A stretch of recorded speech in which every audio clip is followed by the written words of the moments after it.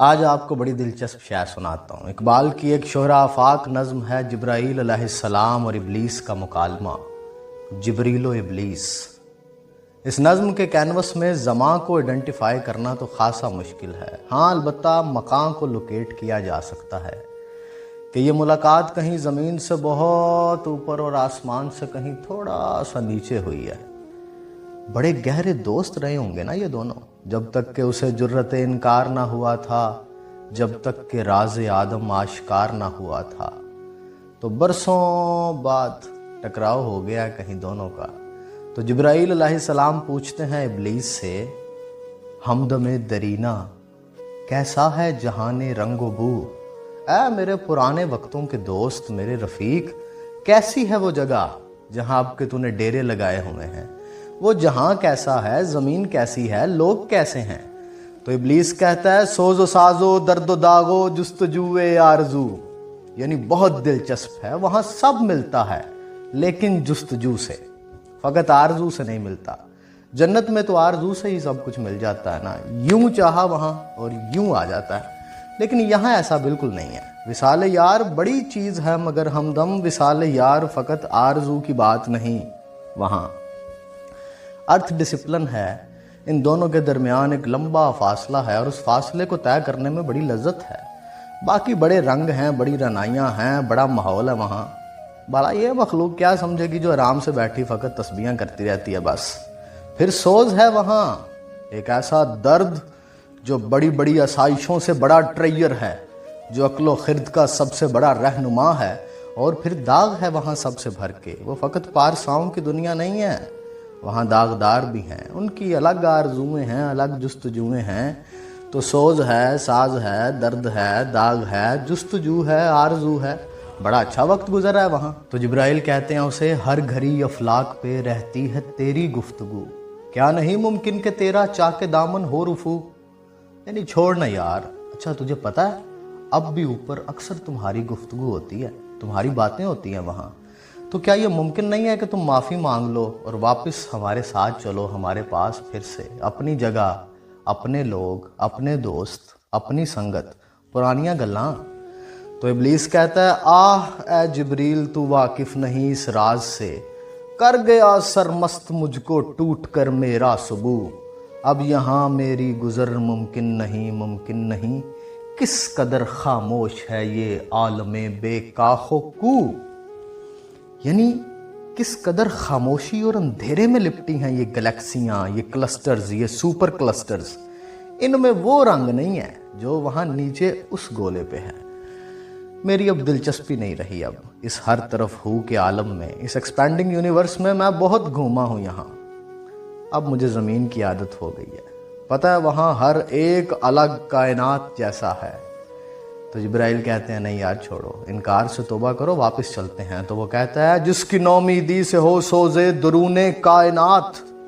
اس کے حق میں تکنا تو اچھا ہے یا لا تکنا تو، اور میرے انکار سے ہی تو یہ سلسلہ چل نکلا ہے، یہ کاروان حیات اسی انکار کا نتیجہ ہے۔ میں انکار نہ کرتا تو یہ سب ہوتا بھلا،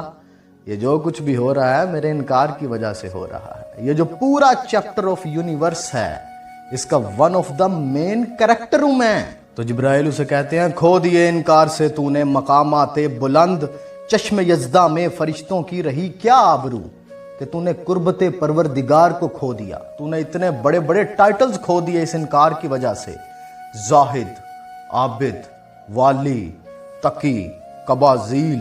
استاد الملائکہ عزازیل۔ کبھی آٹو بایوگرافی پڑھیے گا آپ ابلیس کی کہ وہ کیا تھا پہلے، راندہ درگاہ ہونے سے پہلے کون کون سے ٹائٹلز تھے اس کے پاس، کیا مقامات تھے اس کے پاس۔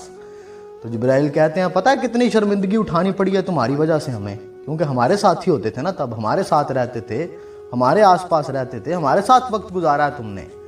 آج بھی آپ دیکھیں نا، کوئی ایک دوست اگر کوئی الٹا سیدھا کام کر دے، باقی دوستوں کو بھی شرمندگی اٹھانی پڑتی ہے اس کی وجہ سے۔ لوگ کہتے ہیں جی انہی کا ساتھی تھا، ان کے ساتھ اٹھتا بیٹھتا تھا۔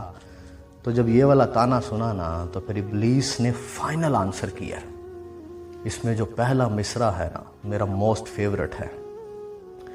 ابلیس کہتا ہے میری جرت سے مجھتے خاک میں ذوق نمو، میرے فتنے جامائے اکلو خرد کا تارو پو، دیکھتا ہے تو فقط ساحل سے رزم خیر و شر،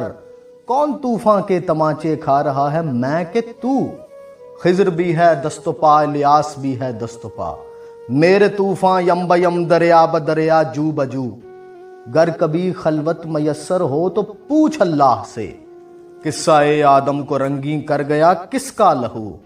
میں کھٹکتا ہوں دل یزداں میں کانٹے کی طرح، تو فقط اللہ اللہ اللہ، اور میں نے جرت دی ہے اس انسان کو اوپر اٹھنے کی، اس مشت خاک کو ذوق نمو میں نے دیا ہے، ساری سزائیں اپنے سر لی ہیں، سارے جہاں کی لان تان لی ہے، کہ یہ خالق کے اس حسین قول پہ پورا اترے، خلیفہ بن کے دکھا دے، اور یہ اپنی عقل و خرد جس پہ بڑے نازاں ہیں، اس کے سارے تانے بانے ان کو میں پرووائڈ کرتا ہوں، آپ تو دور سے بیٹھ کے خیر و شر کا صرف حساب ریکارڈ کرتے ہیں، میں انوالور ہوں،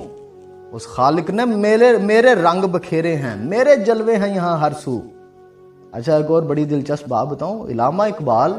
ایک بڑے خاص کینوس میں جب اس پیٹرن کو ڈرا کرتے ہیں تو ایک خاص ٹائپ میں جا کے نا وہ ابلیس کو بہت بڑا عاشق ڈکلیئر کرتے ہیں، انہوں نے اسے ایک ٹائٹل دیا ہوا ہے اپنی شاعری میں، خواجہ اہل فراق، یعنی اس کائنات میں جن جن کا محبوب ان سے بہت دور ہے، یہ آئیکن ہے ان کا، یہ لیڈر ہے ان کا۔ تو اس جگہ پہ نا دوسری جگہ یہ وہاں پہ جب ابلیس کے ساتھ ملاقات ہوتی ہے اقبال کی، مولانا رومی بھی ساتھ ہیں، ان کے مرشد ہیں، تو وہ مولانا رومی سے پوچھتے ہیں اقبال کہ یہ کون ہے، تو وہ کہتے ہیں یہ خواجہ اہل فراق ہے۔ تو وہاں کسی بات کے جواب میں ابلیس نے کہا کہ مجھے ایسے جج مت کرو، میرا بھی ایک باطن ہے جس کی تمہیں ابھی سمجھ نہیں ہے، جیسے خضر علیہ السلام کی باتوں کی موسیٰ علیہ السلام کو سمجھ نہیں آئی تھی، کیونکہ ان کا ایک ظاہر تھا اور ایک باطن تھا۔ تو اس محبت کو شو کیا یہاں اس سیکنڈ لاسٹ مصرے میں نا، کہ کسی کے سامنے میرے محبوب سے مت پوچھنا، گر کبھی خلوت میسر ہو تو پوچھ اللہ سے، قصہ آدم کو رنگین کر گیا کس کا لہو، اور جوگی جیل میں نہ زنجیرہ سینا تو ہے صاحب اقبال میں خستہ حال، نڈھال کو جام پیال وصال میں نو اکسیر ہے، گئے نگاہ دے تیر کلیجہ چیر تیری تصویر میری جاگیر